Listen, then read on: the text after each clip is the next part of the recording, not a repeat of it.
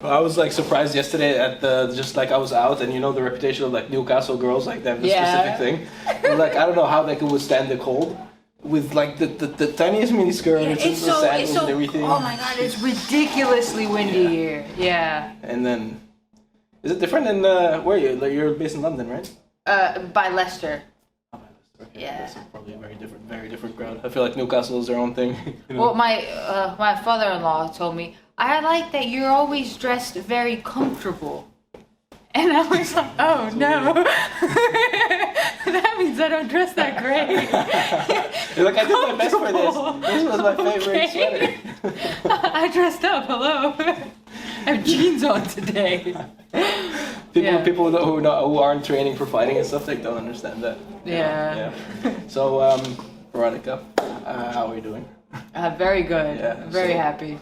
What do you think of this PFL event, the first PFL Europe event? Oh, I thought it was awesome. I thought it was great. I like the stage. I like also when the fighters walk out, it's elevated. So that's really cool. You get to, it kind of like makes the fighters look a bit more grand. Yeah. Like, especially like for me, I'm so short. Like when I walk out, I'm just like tiny, people are looking like up to a tiny thing that walks through. People looking up to me. Yeah. I feel like MMA didn't do well, which they're doing now is like bringing in what's cool about boxing. They're like boxing, everyone has the walkouts, they can get creative with it, And I like that element about it.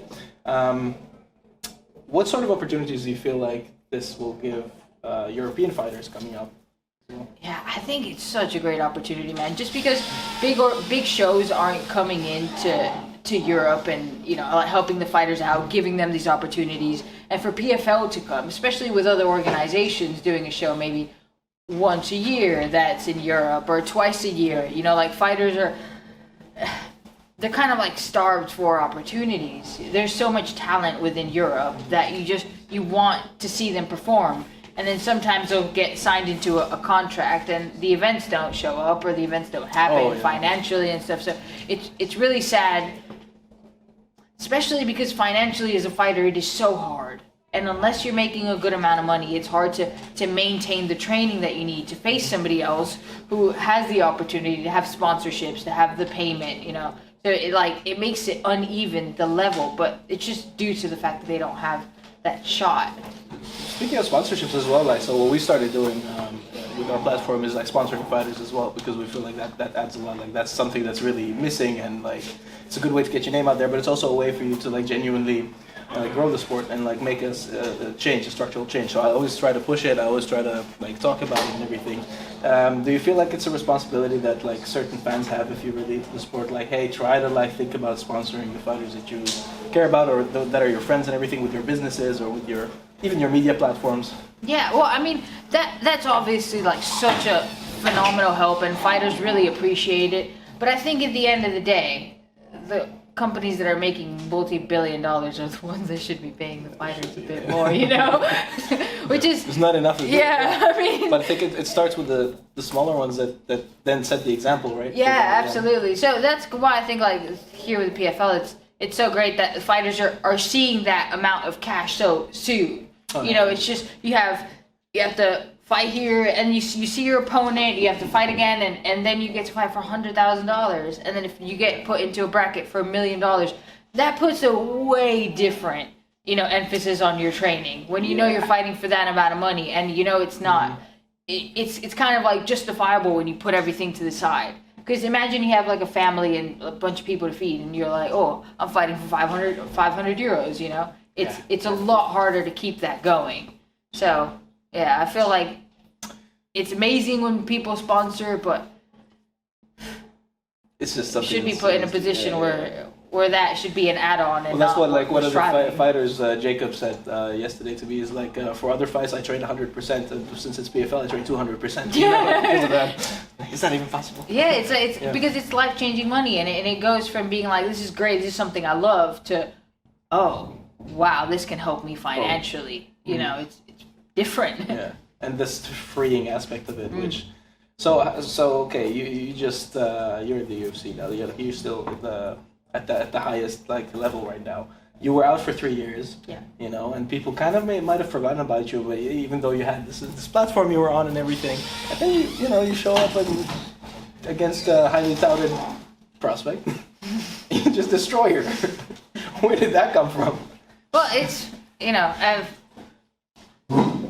I haven't had a lot of guidance throughout my career, and I think it has to do a lot with the fact that I've been moving around and training. So I wish I would have had that before, and I was very fortunate to be with Dan and to have Dan around me, and like not only guide me through training, but also like pull the brakes on me, because I wanted to fight, still having concussion symptoms, and I was trying to get a short notice fight, and he just wouldn't let me, which is what I've needed for so long. And to have that, and to have him just be like, look, it doesn't matter. You're not running out of time. You just need to be the best version of yourself, and your performance will speak. And then that's what's going to accelerate your career. It's not fighting a short notice fight 800 times when you're not ready for them, Yeah. And what did it take for you to sort of realize that you needed to slow down a little bit? Like, what did he show you that kind of... I think it was at the point where I didn't know if I was going to have a normal life because of how bad I was. Yeah. When you wake up every day with a headache, and that's every day, all day, and you just cry yourself to sleep all day, that's the point when you're like, can't push through this anymore. So, it took that. And a bit more of Dan to tell me to stop, unfortunately. Well, the thing is, because I think you respected his mind, like, before you were even together, right? Everything. Oh, like, absolutely, yeah. Like, I also see that, like, that's, like... But that's why, like, when he did Ariel's show, and he started talking about that you could be a world champion, I'm like, if it was anybody else's husband, I'd be like, he's just being the husband, right? And everything. But I'm like, no, he's putting his reputation and his mind on the line, because I respect him. Well, I did think that. I'm like, that's kind of like when your mom says, like, you're a handsome, you're a handsome young boy. I'm just like, thanks, Dad. You're not going to die alone. Yeah. Like, with a few interviews, he was saying that, and I was like, dude, let me just get off. Like, let me just finish this 3-year layoff fight first before you talk me up like that. Oh, you were worried? Like, was he putting pressure on you? Just like, about you? I don't know, dude. Let me just get through this fight first. I mean, it's when you have Dan Hardy, like, telling you all these things. I know he's my husband, but, I mean... You have to respect that the guy knows what he's talking about, and if not, he's gonna help you achieve that. So to have that, and to have that around me all the time is such.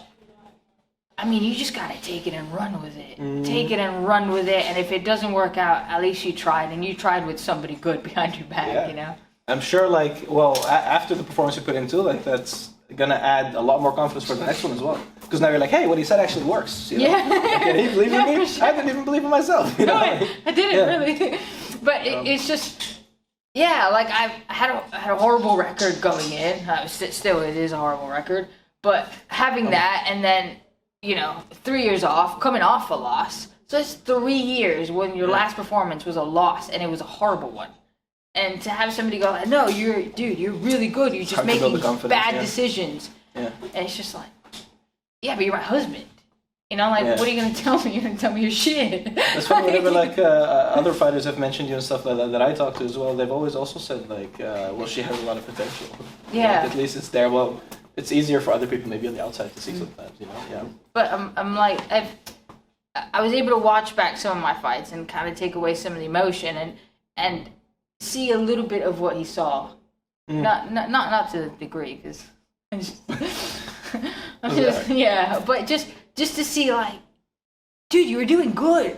That was just a horrible decision that got you in this bad position. For like 3 minutes, and then you were fighting out of that and that and that, and even in the last fight, I watched it and I'm like, that was like a bad decision, and that's something that's really gotten me motivated to get back in like to the gym and work out, just to see that I've made improvements, and it showed, and I see more improvements to make, and it's a journey that I can make with Dan. So it's awesome. Yeah. So it's like you might notice these things and change them, but then knowing that he also sees them confirms to you that you were right about it. Exactly. If that made sense to anyone. I know what you meant, at least. So I'll end it on this. After the fight, it didn't even seem like I expected a lot more emotion actually, and a lot more like, oh man, after 3 years I put in this performance and stuff. But you seem very like stoic, like yeah, I'll be back and do this again. Oh, you know, I was like, when they were like raising my hand, I just saw Dan at the corner of my eye, and he just looked so happy. Oh, he was happy for sure. I just felt like happiness for how happy he felt, if that makes sense. Yeah. I find it a lot easier to express emotion when I see other people very happy. Yeah. Yeah, to be honest, it still hasn't really like sunk in yet how you think it should have, but I'm just kind of like that, I guess. Just yeah. Yeah, but it was it was very special to be able to share that with Dan and the whole thing. Just to come back from where I was. I look back and I think it was like maybe like 2 days ago. I just sat down and I'm like, dude, I'm proud of you. And That's good. yeah, that was that's the moment. That's what you gotta get to, you know. Yeah. Like, after like the time off and everything. So. I honestly, I wasn't really thinking about if I won or lost or anything. I was just thinking, dude, just walk out and do it again. Yeah. Yeah. You didn't even have any worries about being embarrassed or anything like that, which a lot of people get sometimes. Like. No, not really. Because, yeah, I mean, you could always get like knocked out or subbed or something and look terrible, but just because I knew how rock bottom I was, to be able to just to put myself through it again and have, I guess, the mental fortitude to go through it again. And appreciation, maybe that. Yes, you're able to do it I was appreciative of to be able to have that moment that a lot of athletes don't get to have. Interesting, because that's something that a lot of veteran athletes I talk to always say, and the younger ones usually don't. So, yeah, good you got that in your mind now. You know, it's a good sign. Eh? Well, good luck. Thank you very look much. Forward to the next one. Eh? Thank you. Very much. Thank you very much.